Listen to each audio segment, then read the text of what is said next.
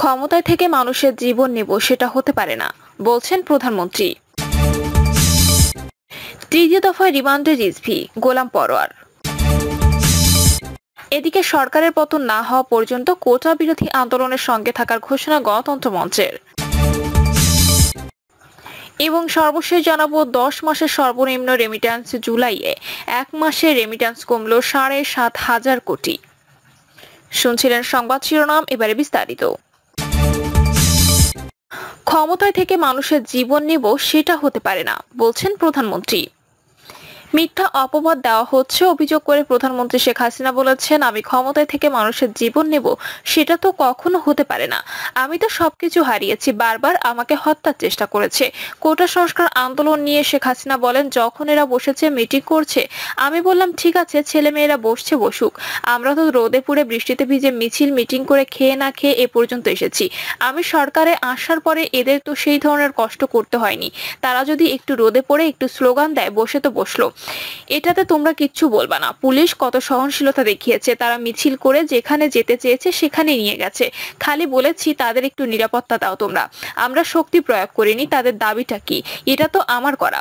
প্রজ্ঞাপন বাতিল হয়েছে, আমরা আপিল করেছি, সেটা আমরা পেয়ে গেছি। সেখানে আন্দোলনের ইস্যুটা আর কি থাকে? তিনি বলেন, তারপরও যে ঘটনাগুলো ঘটলো আজ দেশবাসীর কাছে, এরা তো মিথ্যা অপবাদ চালিয়ে যাচ্ছে। আমি ক্ষমতায় থেকে মানুষের জীবন নেব সেটা তো কখনো হতে পারে না, কারণ আমি তো সবকিছু হারিয়েছি। বারবার আমাকে হত্যার চেষ্টা করেছে, রাখে আল্লাহ মারেকে। হানাদার বাহিনীর মতো টর্চার করলো মেয়েদের উপর। তিনি বলেন, প্রতিটি জায়গায় আগুন দিয়ে পোড়ানো, এটা কোন ধরনের আন্দোলন? আর সেই সঙ্গে আজ কত মানুষের জীবন গেছে। চারদিক থেকে অস্ত্রধারী, কোথাও ঢাকা বিশ্ববিদ্যালয়ে 300 কামরা, সেখানে এখন ভিডিও ফুটেজও পাওয়া গেছে, হাতে অস্ত্র সহ, কারো হাতে তরবারি, কারো হাতে লাঠি, কারো হাতে শাবল নিয়ে পুরো তছনছ করে দেওয়া হয়েছে। ছেলেদের সব জিনিস পুড়িয়ে দেওয়া হয়েছে। মেয়েদের হোস্টেল, রোকেয়া হল, শামসুন নাহার হল, ইডেন কলেজ, বদরুন্নেসা কলেজে মেয়ে হয়ে মেয়েদের উপর যে টর্চার, পাকিস্তান আমলে হানাদার বাহিনী যেভাবে টর্চার করেছে ঠিক সেই ধরনের টর্চার করলো মেয়েদের উপর। শেখ হাসিনা বলেন, মুক্তিযোদ্ধার সন্তান বা ছাত্রলীগ করে, ছাত্রলীগ করতে পারবে না। তাদের উপর জুলুম অত্যাচার। এক মেয়েকে 100 বার উঠবাস করালো। এদের হাত থেকে সাংবাদিক রেহাই পায়নি, সাংবাদিক হত্যা করেছে, সাংবাদিককে মারধর করেছে। সাধারণ মানুষ, ছাত্র, যুব, আওয়ামী লীগের নেতাকর্মী থেকে শুরু করে কেউ তো রেহাই পায়নি। প্রধানমন্ত্রী বলেন, আজকে যে প্রাণহানিগুলো ঘটলো সেখানে দাবি শতভাগ মেনে নেওয়া হয়েছে। সেখানে এ আন্দোলন চালিয়ে যাওয়ার কি যৌক্তিকতা আছে? কার স্বার্থে? কেন? সেই সঙ্গে সঙ্গে পুলিশ হত্যা করে তাকে ঝুলিয়ে রাখা হলো। আমাদের গাজীপুরের কর্মীদের মেরেছেই, হাসপাতালে চিকিৎসা নিতে গেছে, সেখানে থেকে বের করে দিয়ে এসে পা গাছের সঙ্গে ঝুলিয়ে রেখে গুলি করা হয়েছে। পুলিশের ওপর আক্রমণ, কত গাড়ি পুড়িয়ে দেওয়া হয়েছে। র্যাবের গাড়ি চালাচ্ছে তাকে যেভাবে মারা, এমনকি আমার মোটর কেডের পাইলটকে থাকে যাত্রাবাড়ির ওদিকে, ডিউটিতে আসবে তাকে মেরে ফেলে দেওয়া হয়েছে। বাড়ি বাড়ি ঢুকে ঢুকে কোথাও পুলিশ আছে, পুলিশকে মারতে হবে। আর আওয়ামী লীগ কোথায় থাকে তাকে মারো। কোটা আন্দোলনের নামে যখন সব রাস্তায় বেরিয়ে এলো, আমরা তাদের বললাম কোটা আন্দোলন হয়েছিল 2018 সালে, আমরা এটা মেনে নিয়ে বাতিল করে দিয়েছিলাম কোটা পদ্ধতি। কিন্তু মুক্তিযোদ্ধা সন্তানরা মামলা করলো, সেখানে আমার করা প্রজ্ঞাপনটা বাতিল করে দিল হাইকোর্ট। আবার কোটা ফিরিয়ে এলো, সঙ্গে সঙ্গে সরকারের পক্ষ থেকে অ্যাপিলেট ডিভিশনে আপিল করা হলো। আপিল করা হলে হাইকোর্টের রায়টা সাসপেন্ড করে দেওয়া হলো। কাজে আবার সেখানে কোটা পদ্ধতি বাতিল করে গেল এবং পূর্ণাঙ্গ শুনানির তারিখও দেওয়া হলো।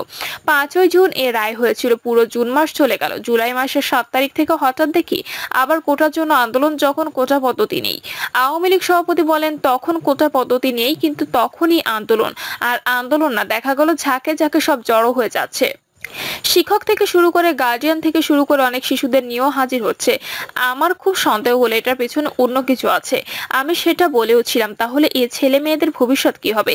যে কোনো দুর্ঘটনা ঘটতে পারে, তাদের সঙ্গে আলোচনা করা, এমনকি তারা মন্ত্রীদের সঙ্গে কথা বলতে চেয়েছিল, সে ব্যবস্থাও করা, সবই করা হয়েছিল, কিন্তু তারা কোনো কিছু মানবে না। হাইকোর্টের তারিখ এগিয়ে নিয়ে আসা হলো। অ্যাপিলেট ডিভিশন চেম্বার জজ থেকে রায় দেওয়া হলো, ঠিক যা চেয়েছিল তার থেকে বেশি। তাদের এক দফা দাবি ছিল কোটা সংস্কার, যে দাবি করেছিল সেই দাবি সংস্কার করে দেওয়া হলো, কিন্তু সেই সংস্কার করে দেওয়ার পরও তাদের আন্দোলন থামে না, দাবি থামে না। তৃতীয় দফায় রিমান্ডে রিজভী, গোলাম পরোয়ার। কোটা সংস্কার আন্দোলনকে কেন্দ্র করে সেতু ভবনে হামলা ও অগ্নিসংযোগের ঘটনায় বনানী থানায় মামলায় বিএনপি জ্যেষ্ঠ যুগ্ম মহাসচিব রুহুল কবির রিজভী, নিষিদ্ধ জামায়াতের সেক্রেটারি জেনারেল মিয়া গোলাম পরোয়ার সহ 6 জনকে তৃতীয় দফায় 3 দিনের রিমান্ড মঞ্জুর করেছে আদালত। রিমান্ডপ্রাপ্ত অপর 4 জন হলেন যুবদলের সাবেক সভাপতি সুলতান সালাউদ্দিন টুকু, ঢাকা মহানগর উত্তর বিএনপির সদস্য সচিব আমিনুল হক, বিএনপি নেতা এম এ সালাম ও সাইদুল হক বাবু। মেট্রো রেলে অগ্নিসংযোগের ঘটনায় কাফরুল থানায় করা মামলায় 5 দিন রিমান্ডে ছিলেন রিজভী, মিয়া গোলাম পরোয়ার সহ এই 8 জন। রিমান্ড শেষে আজ তাদের আদালতে হাজির করে 6 জনকে বনানী থানায় মামলায় গ্রেপ্তার দেখিয়ে 10 দিন রিমান্ডে নিয়ে জিজ্ঞাসাবাদ করার আবেদন করে পুলিশ। অপরদিকে আসামিদের রিমান্ডে নেওয়ার আবেদন নাকচ করার আবেদন করেন তাদের আইনজীবীরা। উভয় পক্ষের শুনানি নিয়ে আদালত 6 জনের 3 দিনের রিমান্ড মঞ্জুর করেন। এর আগে রামপুরা থানায় মামলায় তাদের 5 দিনের রিমান্ড হয়েছিল। সরকারের পতন না হওয়া পর্যন্ত কোটা বিরোধী আন্দোলনের সঙ্গে থাকার ঘোষণা গণতন্ত্র মঞ্চের। সরকারের পতন না হওয়া পর্যন্ত কোটা বিরোধী আন্দোলনের সঙ্গে থাকার ঘোষণা দিয়েছে গণতন্ত্র মঞ্চ। আজ দুপুরে এক সংবাদ সম্মেলনে এই ঘোষণা দেন মঞ্চের নতুন সমন্বয়কারী নাগরিক ঐক্য সভাপতি মাহমুদুর রহমান মান্না। তিনি বলেন, শিক্ষার্থীরা যেভাবে লড়াই করছে, যেভাবে শিক্ষক, গুণীজন, মুরব্বী, আইনজীবী, সাংবাদিকের সবাই নেমেছে, তাতে সরকারের মৃত্যু ঘণ্টা বেজেছে। মাহমুদুর রহমান মান্না বলেন, সরকার গায়ের জোরে পরিস্থিতি মোকাবিলা করতে পারবে না। আন্দোলনকারীদের বিরুদ্ধে বাংলাদেশের সম্পূর্ণ বাহিনী নামানো হয়েছে, থামাতে পারেনি। সব রকম নির্যাতনের পরও আন্দোলন বন্ধ করতে পারেনি। আন্দোলন বাড়ছে, আরো বাড়বে। গণতন্ত্র মঞ্চের সঙ্গে শুরু থেকে ছিল, এখনো আছে, ভবিষ্যতে থাকবে, যতক্ষণ পর্যন্ত এই সরকারের পরাজয় না হয়। মান্না বলেন, এই আন্দোলন কেবল কোটার আন্দোলন নয়, এটা বৈষম্য বিরোধী আন্দোলন। এই আন্দোলন এখন সরাসরি এসব হত্যার বিচার চায়। ওইসব মন্ত্রী যারা গুলির নির্দেশ দিয়েছেন, উস্কে দিয়েছেন ছাত্রলীগকে, তাদের পদত্যাগ চায় দল থেকে এবং সরকার থেকে। প্রধানমন্ত্রী যাতে সব হত্যাকাণ্ডের দায় নিয়ে জনগণের কাছে ক্ষমা চান, শিক্ষার্থীরা সেই দাবি করেছেন। এগুলো মানতে হবে। বাংলাদেশের বিপ্লবী ওয়ার্কার্স পার্টির সাধারণ সম্পাদক সাইফুল হক বলেন, সরকারের মধ্যে এক ধরনের গৃহদাহ শুরু হয়েছে। গতকাল সরকারি দলের সাধারণ সম্পাদককে নিজের দলের গুরুত্বপূর্ণ নেতাদের কাছ থেকে ভুয়া শুনে সভাস্থল ত্যাগ করতে হয়েছে। এর মানে তারা সরকারের শেষ দিনগুলো পার করছে।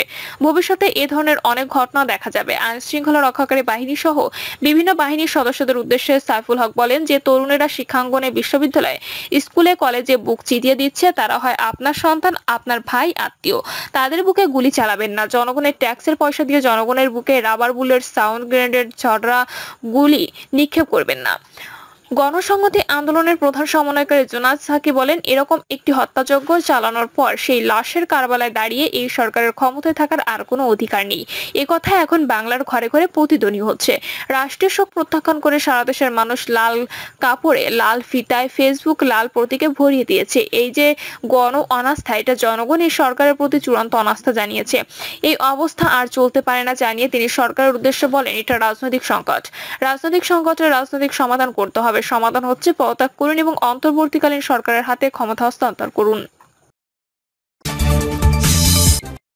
10 মাসের সর্বনিম্ন রেমিট্যান্স জুলাইয়ে। এক মাসের রেমিট্যান্স কমল 7,500 কোটি। ডলারের দাম বাড়িয়ে দেওয়া এবং ঈদুল আজহার কারণে চলতি বছরের জুন মাসে রেকর্ড পরিমাণ রেমিট্যান্স বা প্রবাসী আয় পেয়েছিল বাংলাদেশ। এক মাস না যেতে উল্টো চিত্র দেখা যাচ্ছে। দেশজুড়ে কোটা সংস্কার নিয়ে শিক্ষার্থীদের আন্দোলনের সৃষ্টি উদ্ভূত পরিস্থিতিতে কমে গেছে রেমিট্যান্স।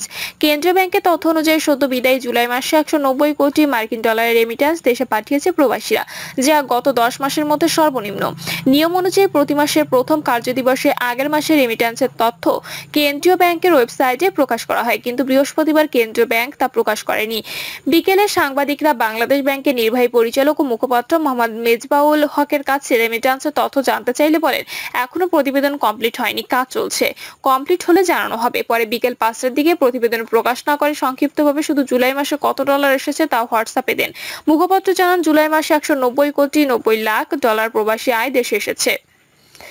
আগের বছর জুলাই মাসে যা ছিল 197 কোটি 30 লাখ ডলার। দেশে কোটা সংস্কার নিয়ে শিক্ষার্থীদের আন্দোলনের সৃষ্টি উদ্ভূত পরিস্থিতিতে ইন্টারনেট বন্ধ থাকা সহ নানা কারণে চলতি মাসে রেমিট্যান্স কমে যাওয়ার আশঙ্কা রয়েছে। আন্দোলনের সহিংসতায় বহু হতাহতের প্রতিবাদে দেশে ব্যাংকিং চ্যানেলে রেমিট্যান্স না পাঠানোর বিষয়ে ক্যাম্পেইন করছে অনেক প্রবাসী। কেন্দ্রীয় ব্যাংকের তথ্য পর্যালোচনা করে দেখা গেছে, চলতি বছরের জুন মাসের তুলনায় জুলাই মাসে রেমিট্যান্স কমেছে 63 কোটি 20 লাখ ডলার বাংলাদেশি মুদ্রায়, যার পরিমাণ দাঁড়ায় প্রায় 7,500 কোটি। বৈদেশিক মুদ্রা বাজার স্থিতিশীলতা ফেরাতে গত 8 মে ক্রলিং ক্রলিং পেগ চালুর পর ডলারের দর 1 লাফে 7 টাকা বেড়ে মধ্যবর্তী দর 117 টাকা নির্ধারণ করা হয়। ফলে 2 মাসের বেশি সময় ধরে ডলারের দর 117 থেকে 118 টাকা স্থিতিশীল ছিল। এখন এটা বাড়তে শুরু করেছে। রেমিট্যান্স কমে গেলে রিজার্ভের উপর চাপ সৃষ্টি হবে। এমন পরিস্থিতিতে রিজার্ভের চাপ কমাতে বেশি দামে রেমিট্যান্স আনতে মৌখিক নির্দেশ দিয়েছে কেন্দ্রীয় ব্যাংক। সংস্থাটির একজন প্রভাবশালী ডেপুটি গভর্নর সম্প্রতি বেশি রেমিট্যান্স আহরণ করে এমন 20টির মতো বাণিজ্যিক ব্যাংকেরা ব্যবস্থাপনা পরিচালককে নির্দেশ দিয়েছেন। ক্রলিং পেগ চালুর পর ব্যাংকগুলোতে ডলার রেট সর্বোচ্চ 118 টাকা হলেও কেন্দ্রীয় ব্যাংকের মৌখিক নির্দেশের পর বেশ কয়েকটি ব্যাংক রেমিট্যান্স কেনার রেট 118 টাকা 50 পয়সা থেকে 119 টাকা অফার করে। রেমিট্যান্স কমে যাওয়ার খবরে খোলা বাজারে মার্কিন ডলারের দাম বেড়ে 125 টাকায় উঠেছে। গতকাল মানি চেঞ্জারগুলোর সংগঠন মানি চেঞ্জার্স অ্যাসোসিয়েশন অব বাংলাদেশ থেকে বলা হয়, খুচরা প্রতি ডলারের মূল্য সর্বোচ্চ 119 টাকার বেশি বিক্রি করা যাবে না। তবে মানি চেঞ্জারদের এই নির্দেশনা মানেনি কেউ, দাম না কমে উল্টে বেড়েছে। বিভিন্ন মাধ্যমে খোঁজ নিয়ে জানা যায়, আজ খোলা বাজারে $1 কিনতে গ্রাহককে গুনতে হচ্ছে 125 টাকা 50 পয়সা। গত 1 জুলাই থেকে সরকারি চাকরিতে কোটা সংস্কারের দাবিতে আন্দোলন শুরু করেন শিক্ষার্থীরা। আন্দোলনকে কেন্দ্র করে সংঘাত সংঘর্ষ পরে কমপ্লিট শাটডাউন কর্মসূচি ঘিরে সহিংসতা এ পর্যন্ত সরকারি হিসেবে 150 জনের মৃত্যুর খবর জানানো হয়েছে। তবে কয়েকটি গণমাধ্যমে মৃত্যুর সংখ্যা 2 শতাধিক বলা হচ্ছে। প্রিয় দর্শক, এই ছিল এখনকার সর্বশেষ সংবাদ। আপডেট সব সংবাদ পেতে চ্যানেলটি সাবস্ক্রাইব করে বেল আইকনটি ক্লিক করে রাখুন।